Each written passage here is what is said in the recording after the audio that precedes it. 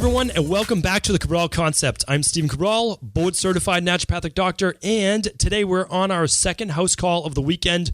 Really great questions yesterday. I do hope that you tuned into those. I mean, they were remarkable. We were talking about what type of vitamin B12 you should be taking, because there's basically 3 different types. So I go through all of those. We were talking about supplementing with vitamin D and could it calcify your arteries if you're not using vitamin K. So that was a big one. Another one we talked about was migraines and a lot of hormonal based issues with that as well. So 3 great questions yesterday. I do hope you tune into that show. If you didn't, just go back. You can always go back and just go to stephencabral.com/podcast and check all of those. So let's get right into today's questions, because I believe we're going through 4 today, and I know we're doing that because one of them is a little quicker. So the first one is from Anonymous, and remember, I said even if you type in Anonymous, it's no problem at all. Happy to answer your question. I like the name because I like to just feel like there's a little bit of that connection there, but totally fine. No problem at all. All right, so Anonymous is up, and he or she is asking, "Hi, Dr. Brawl. I have a couple issues that I'm struggling with. Hair loss and cystic acne, congested skin. I'm a woman in my 40s and have been seeing a functional medicine doctor for several years. She helped me diagnose SIBO, candida overgrowth, which were causing my digestive issues. I have low iron, testosterone, DHEA, digestive issues seem under control. Still dealing with acne and hair loss. Some skin clearing up, a little less oily. Just wanted to see if there were still issues diagnosing her issue, like what actually is causing this hair loss and oily skin. Asking about a specific drug that she'd be taking. I'll mention that in a moment because I don't want to make this just about the drug, and hate the idea of taking it, but want to help with basically the skin and the hair loss." Okay, so longer question. That was the summary of it, and let's go through that right now. Okay, so one thing before I answer this question, it is important. I don't like, mentioning a lot of specific drugs on the show. Whenever I'm mentioning specifically a pharmaceutical, I'm not saying that there isn't a time and place when you might need it, but the specific drug that Anonymous is asking about is called spironolactone. So it's typically just referred to as Spiro. And Spiro, the specific drug, is being used for a lot of women. About 20% of all adult women do get some type of facial acne as well. And so what happens is they use a drug that's actually prescribed more of like a diuretic that can be used for blood pressure, and they're using it for women for acne. And what it's doing is it's basically, so it's a potassium sparing diuretic, and it does not allow for as much absorption of sodium. So that can help some women with this specific issues, but the problem is there's all sorts of other issues like congestive heart failure, cirrhosis of the liver, kidney disease. Like, these are things that you do not want to be messing with. And if you should not be on a diuretic unless literally you are in dire straits and your blood pressure is extremely high while you're working naturally to lower that blood pressure. So now the bottom line is this: why then, as a dermatologist or an MD or a PCP, whoever it might be, are we not looking for why this drug actually might be working, like at a deeper underlying level? And the reason is the women that it's working for is that it's also helping to lower aldosterone. Now, aldosterone is not a very well-known hormone, and the reason it's not as well-known is because it doesn't get spoken about enough unless you're an endocrinologist. And here's the thing. When we increase stress, meaning like we're starting to produce higher levels of cortisol, the beginning alarm stages, as they call it, of stress, you start to produce more aldosterone. Aldosterone will increase sodium levels or increase blood pressure. And the reason it can do that is to get you ready for a better fight or flight-based response. So by blocking that, or by not allowing for the holding on of sodium, but rather potassium instead, you can counterbalance this in the body.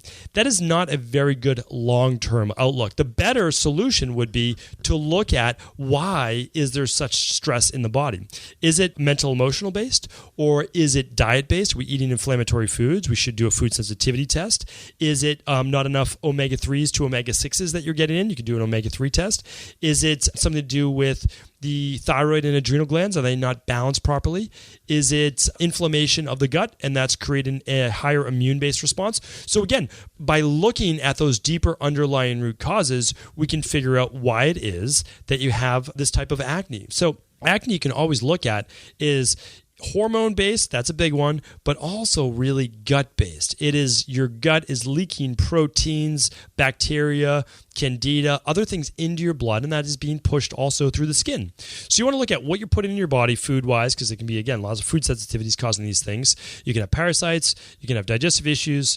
Many of those things can be found on an organic acid test. So my advice is I certainly would not be using the DHEA supplement that you're using right now, but I also would not be using this specific drug. I would want to look for how can I balance my body and look at these underlying root causes.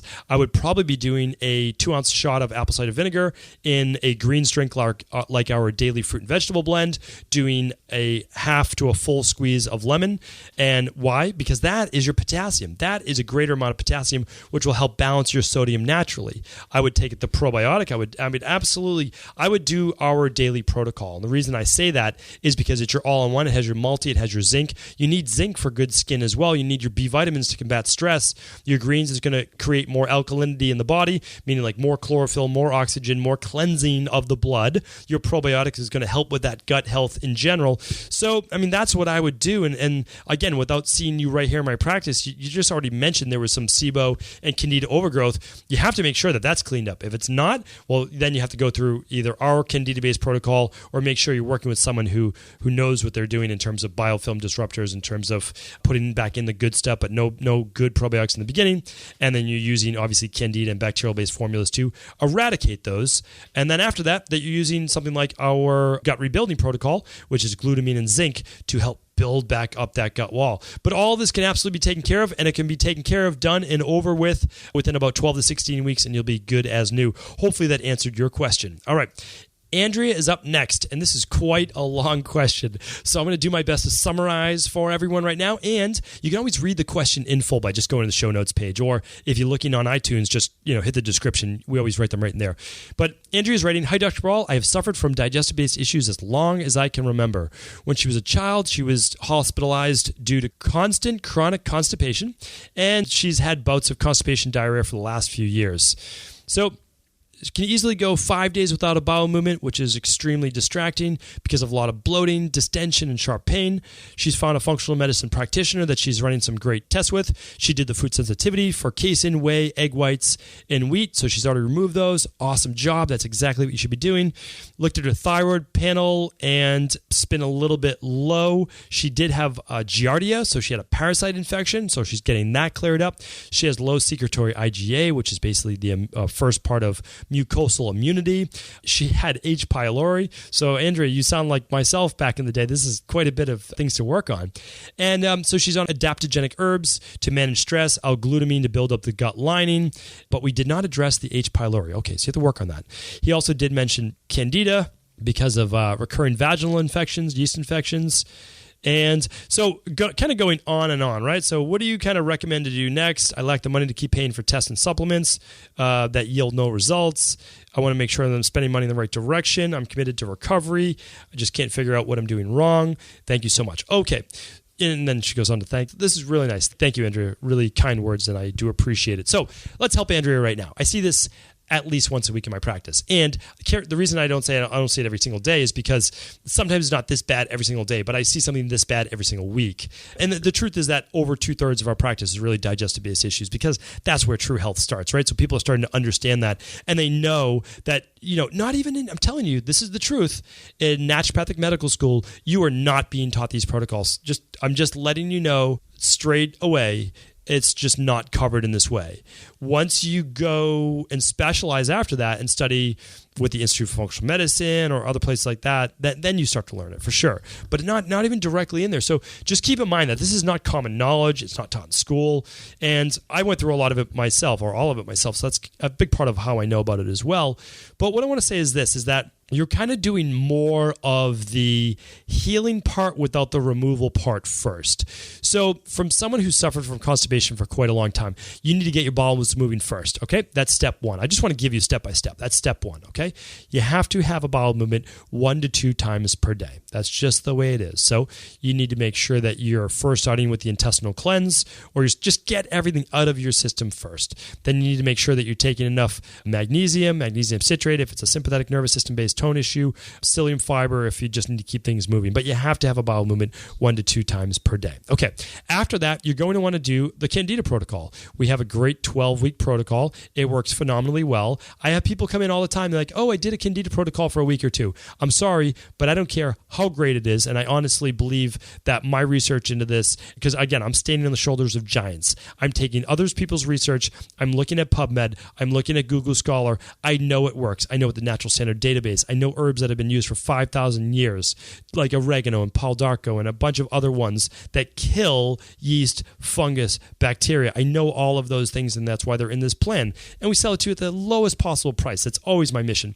I even make nutritional supplements now so I can give them to people so that they're less expensive. We do that all the time. Like our digestive enzyme. Our digestive enzyme, before we put it up, is called Daily Digestive, was $59. Now we can sell it for $39. And if you buy a 3-month supply, we sell for $1 a day. It's the best digestive enzyme. It's just one example, of course. Okay, let's get back to the protocol.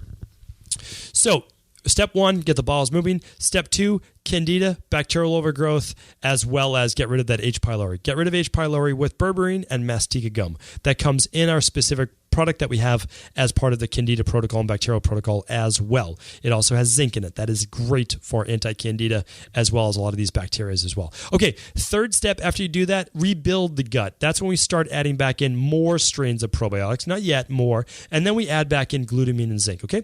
That's step 3. That's what you're going to do right there. And then after that, only after that, are you going to then include more foods which will act as prebiotics. Don't take a prebiotic. You don't need to take a prebiotic. You eat vegetables with a little bit higher fructans than glucose, and that will help feed the good bacteria. That's the road back to recovery. It will work. We use it all the time, and I would not give you information, and I would never put supplements. I would never put my program, never put anything over my word. So my word is really all that I have, and I'm telling you, we see the worst of the worst. I see people who have 15 to 20 bowel movements per day. I see people who throw up after every single meal. I'm telling you, it works. It will work for you, and you just have to follow the protocol. I understand that you don't want to keep spending money on lab tests. You don't. You already spent money on lab tests. You're doing great. You just need to get into a protocol that works for you. Get the bowels moving, eliminate the yeast, candida, bacterial overgrowth once and for all. Next, reseal that gut for about 8 to 12 weeks with glutamine and zinc. You'll be good to go. Okay,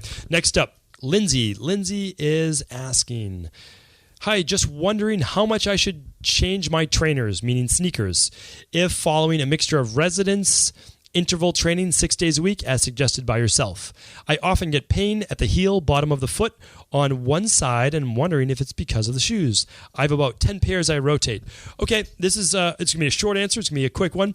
Typical mileage is about 300 miles or 6 months of exercise use before you get rid of a pair of sneakers. That's maximum, right? So if you run 30 miles a week, you have to get rid of your sneakers in 10 weeks. If you run, I don't want to make the math too difficult for myself, but let's say you run, 20 miles per week. You have to divide that by 300, and what do you get? 20 weeks. So that's about 4 or 5 months or so, right? So that's typically gauged. What I do is I grab the pair of sneakers beforehand, and I literally twist them if they're a stabilizing based shoes. Is there any stability left? Then I look at the shoe. Is it compressed? Meaning, like when I step on it, is there any cushion? This would be for running. It obviously would not be for your weight training, which for weight training, to be honest, I'm recommending a lot of times if you're just working out in a safe environment that you do it barefoot. Barefoot training is the way to go. You can wear socks if you want, as long as the ground isn't slippery, but you get to work all of those 200 plus muscles, tendons, and ligaments in your foot and ankle. That's the way to go. I try to barefoot train all the time whenever I'm training legs. I have my own studio, obviously, so it's easy, it's safe, and let's be realistic. If you feel like your sneaker is going to give you some protection against dropping the weight on your foot, then wear your sneaker. Realistically, how much protection is it really going to give you? It's not like they're steel-toed boots, right? Just don't drop the weights on your feet. So that's about it. And then if you feel like the sneaker is causing that pain in the heel, what I would say is just track it, right? If you're getting pain a couple times a week, what sneaker did you wear the day before that? Or just do one pair per week. You have 10 pairs of sneakers, right? So one pair per week, see if it goes away that week. That's obviously a good pair. If it comes back, that's another. But a lot of times it's just overuse. So the bottom of your heel is where your Achilles tendon attaches, right near the calcaneus. And so what you're going to want to do is just make sure that if you're doing a lot of running, that you lay off that. Just use the upright bike. Just start doing some more kettlebell swings. Don't do as much plantar dorsiflexion of that ankle. Hopefully that helps. And of course, if that wasn't the answer you're looking for, feel free to write back in. I'd be happy to answer that for you. All right, last question of the day is from Mari. Could be Marie, but let's pronounce her name Mari. Dr. Cabral, several months ago, my 9-year-old daughter was tested for food sensitivities via an IgG test. She was found to be mildly allergic to gluten, dairy, and eggs, which we immediately eliminated from her diet, and all her GI symptoms went away. Huge relief, exclamation point. I'm telling you, if you have not run, so this is me doing a little sidetrack, if you have not run the food sensitivity tests that we offer on the store, it's just phenomenal. If you have bloating, if you have gas, if you have skin issues, if you have any of these things, especially for your kids, it's going to show you what they're sensitive to. 24 to 72 hours later. It's so hard to figure these out, like a delayed reaction. Not an immediate reaction. The IgG is a delayed reaction. Okay, let me go back to it. However, we also had our 3-year-old son tested. Although he had no GI, behavioral, and other issues, we simply wanted to make sure he had no sensitivity like his sister. To our shock, his gluten, gliadin, dairy, egg levels were off the chart, with mild citrus and almonds, cashews thrown in.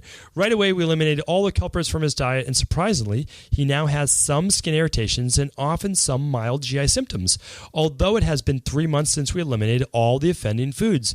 Could it be that he still is sensitive to something that the IgG test did not catch? And would you recommend a better test?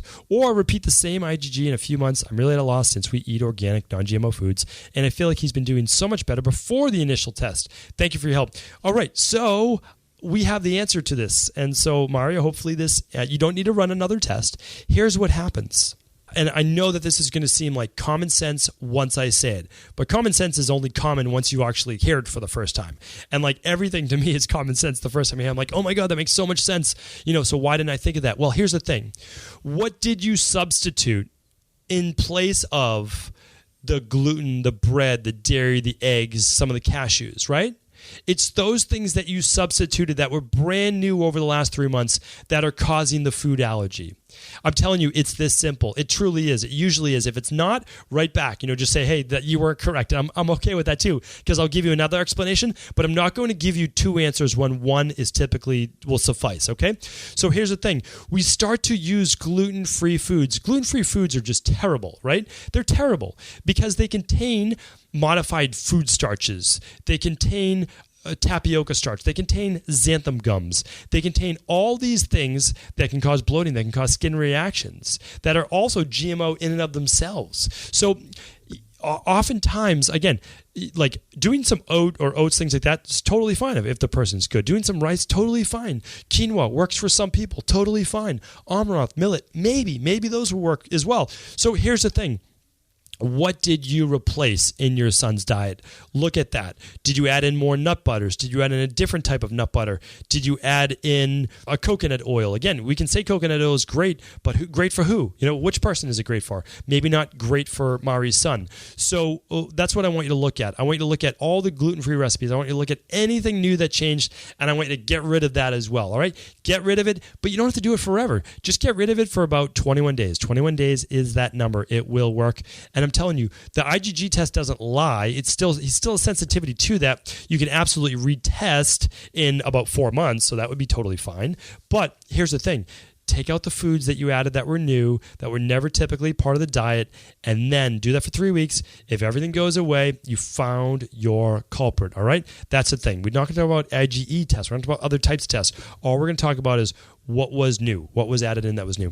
Okay, thank you everyone for tuning in. Awesome weekend of calls. Really appreciate every single one of you tuning in. Again, I thank you to each and every one of you who have been sharing the show. The podcast listens, it grows each and every month. The Instagram, the Facebook, all of those things do. And this is really what it's all about. I know that we're reaching more people. I know people are becoming more educated because when I get on the phone with someone, when I get on Skype, when I meet people, I know that they've done a lot more of their homework. And it's amazing because I get to have these just phenomenal phenomenal conversations with people who genuinely care about their health or the health of someone else's. Like, Mari or Marie, she's talking about her son. Like, how can I make my son healthy? But think of it this way. Think about how amazingly healthy her kids are going to be now growing up. I didn't have that when I was little. I was drinking Kool-Aid and eating Little Debbie snacks, right? Like, my parents did the best they could, but none of this information was available. They gave me what I enjoyed, what I liked. Nothing wrong with them. No fault to them. There was no education back then. Many of us suffered because of it, but because of this, because of what we go through, hopefully this next generation is not going to have that same issue. Thanks again, everyone. Enjoy the rest of your weekend. Take care. Thank you for just tuning into the Cabral Concept. By now, I'm sure you probably heard how important it is to get enough vitamin D all year round to prevent serious health issues like bone loss, depression, weight gain, fatigue, energy metabolism, and even cancer. In my private practice in Boston, I make sure that every person I work with has their vitamin D levels monitored during the winter, or at least supplements with 1,000 and 2,000 IUs of vitamin D3 per day. That's why this month, as a valued listener, I would like to offer you a complimentary bottle of vitamin D3 with any order you place on the StephenCabral.com online store. It's my gift to you and my way of trying to help you stay healthy and strong all winter long. To get your free 2 to 3 month supply bottle of vitamin D3 while supplies last, simply go to StephenCabral.com/store. There you'll find all of my top at-home functional medicine lab tests, nutritional supplements, and everyday products I recommend in my Boston practice.